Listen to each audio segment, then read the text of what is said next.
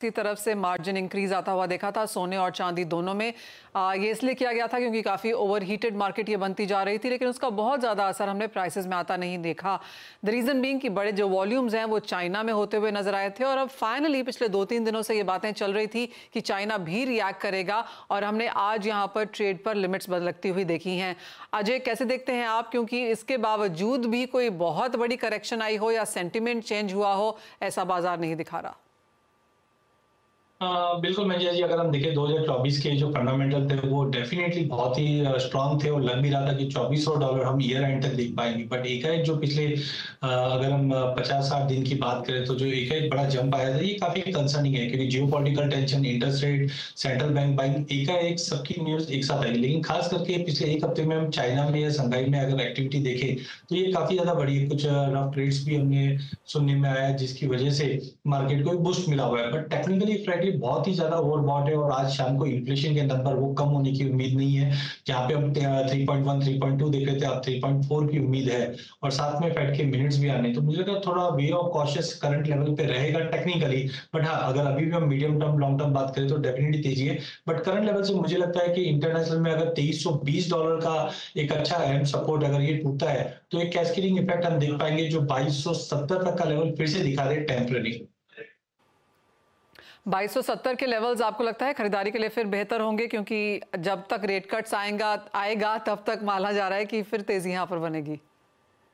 हाँ बिल्कुल, देखिए अभी फेड के मिनट्स में जो अगर हम एजेंडा देखें तो जून में रेट कट, तो वहां की जो प्रोबेबिलिटी है आप पिछले एक महीने में देखेंगे तो ये सीएमई फेड टूल धीरे धीरे कम होते जा रहा है। सेकेंडली, हमें पता है कि जून में एक रेट कट होगी, और ये साल में 3 रेट कट, और अगले साल 3 रेट कट। अब इससे ज्यादा अगर कोई रेट कट होता है तो ही गोल्ड को एक बूस्ट अप मिलेगा, अदरवाइज यहाँ तक का जो फंडामेंटल्स है वो मार्केट डिस्काउंट कर गया है।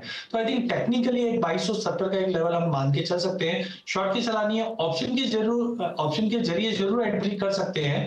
बट मुझे लगता है कि 2270 एक फेयर प्राइस रहेगा, वहां पे हम फंडामेंटल देखकर फिर से रिव्यू करेंगे। बट ये साल गोल्ड और सिल्वर दोनों के लिए एक अच्छा लॉन्ग ईयर रहने की उम्मीद है।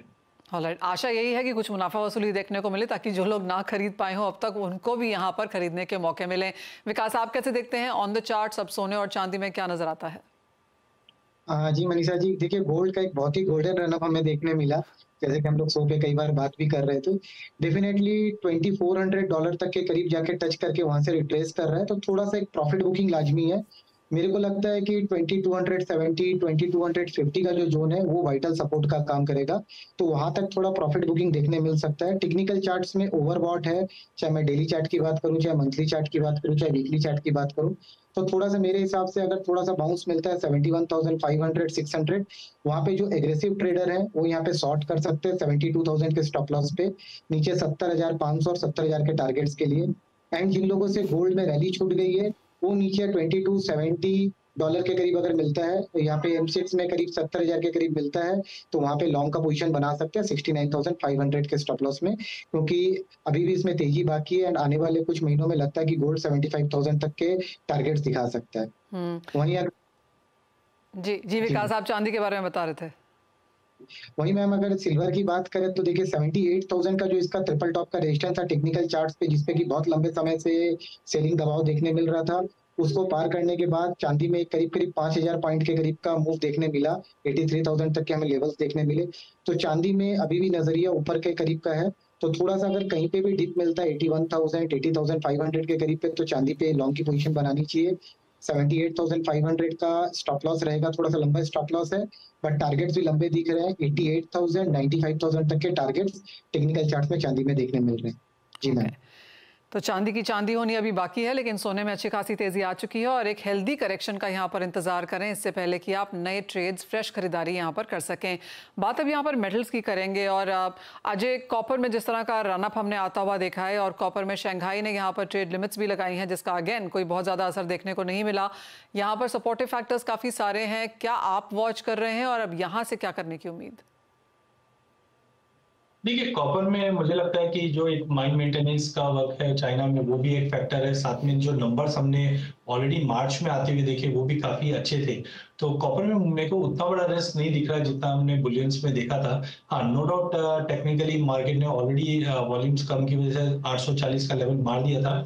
तो मुझे लगता है मार्केट में अभी भी कॉपर, जिंक, एल्यूमिनियम, ये पूरी बेस मेटल में मुझे लगता है एक अच्छी खासी रैली अभी भी बाकी है। थोड़ा बहुत पुल बैक अगर 818, 819 पे आता है तो लेके चलिए, जब तक प्राइसेस 812 के ऊपर मेंटेन है।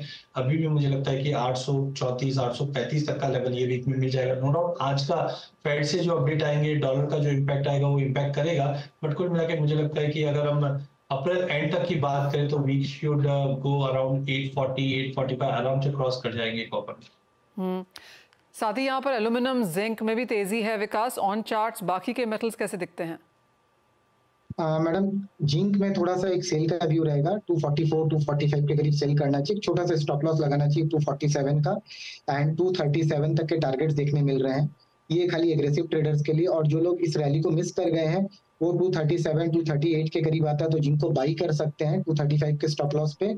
आने वाले दिनों में जिंक में भी तेजी देखने मिल सकती है 250, 255 के लिए। जी मैम। ऑलराइट, तो बढ़त का कारोबार यहाँ पर मेटल्स में भी जारी रहना चाहिए। मैन्युफैक्चरिंग डेटा पॉजिटिव आए हैं और बाजार माइन डिस्ट्रप्शंस, बेहतर डिमांड की एक्सपेक्टेशंस कर रहा है और उसका सीधा फायदा हमने यहाँ पर आता हुआ देखा। इन एनी केस थोड़ा सा वीक भी था, स्टेबिलिटी का टाइम बहुत लंबा था और फाइनली कुछ एक्यूमुलेशन हमने मेटल्स में आते हुए देखे हैं। अजय, क्रूड प्राइसेस कैसे देखेंगे, क्योंकि यहाँ पर 89 और 91 के बीच में अब ब्रेंट में कारोबार है। भारतीय बाजारों में अच्छी खासी तेजी ऑलरेडी हम विटनेस कर चुके हैं, यहाँ पर अब क्या लेवल्स हैं? हाँ बिल्कुल, एक अच्छी खासी तेजी के बाद पिछले 2 दिनों में हमने कंसोलिडेशन देखा। एक साइकोलॉजिकल लेवल 90 का बना हुआ है कि 90 के इर्द गिर्द घूम रहा है। एस्केलेशंस कुछ बड़े हमने ईरान इजराइल में देखे, लेकिन रमजान के चलते वहां पे कुछ एक्शन नहीं दिखाई दे रहा। तो ऐसी अटकलें लगाई भी जा रही है कि रमजान के बाद अगर जियोपॉलिटिकल कुछ ज्यादा हाइप करता है तो सबसे पहले इफेक्ट हम क्रूड में ही देखेंगे। तो मुझे लगता है 2-3 दिन के कंसोलिडेशन के बाद मार्केट वापस एक पॉजिटिव टोन लेने की कोशिश करेगा, जहां WTI मुझे लगता है कि वापस मंथ एंड तक की बात करें तो 8850, 89 तक का लेवल, जबकि ब्रांड के अंदर हम 90 to 50 तक का लेवल देख पाएंगे। इसी का रिफ्लेक्शन हम डोमेस्टिक मार्केट पे भी देख पा रहे हैं कि प्राइसेस 7000 के नीचे बिल्कुल सस्टेन नहीं कर पा रहा है। थोड़ा कॉशियस रहिए क्योंकि कल मॉर्निंग सेशन हमारे यहाँ पे बंद रहेगा, तो ज्यादा करके हम देखते हैं जब भी ऐसा हॉलीडे मूड रहता है तो मार्केट में फ्लक्चुएशंस बहुत ज्यादा बढ़ जाते हैं। बट करंट लेवल से मुझे लगता है 7100 इज गुड टू बाय, 7000 का स्टॉप लॉस, 7350 तक का स्पाइक हम क्रूड में देख रहे हैं। Having said that, of course आज यूएस का इन्फ्लेशन डेटा भी है जिसको हम कल सुबह यहाँ पर रिएक्ट नहीं कर पाएंगे। साथ साथ एफओएमसी के मीटिंग के मिनट्स भी हैं, तो ऑफ कोर्स काफी सारा डेटा बाजार की तरफ से आ रहा है जिसकी नजर यहाँ पर मैनेजर्स की नजर यहाँ पर इस पर रहेगी भी। नेचुरल गैस आपकी स्क्रीन पर लेके आना चाहेंगे एंड विकास, यहाँ पर बता दें कि मनी कंट्रोल पर दिए गए विचार एक्सपर्ट्स के अपने निजी विचार होते हैं। वेबसाइट या मैनेजमेंट इसके लिए उत्तरदायी नहीं है। यूजर्स को मनी कंट्रोल की सलाह है कि कोई भी निवेश निर्णय लेने से पहले सर्टिफाइड एक्सपर्ट की सलाह लें।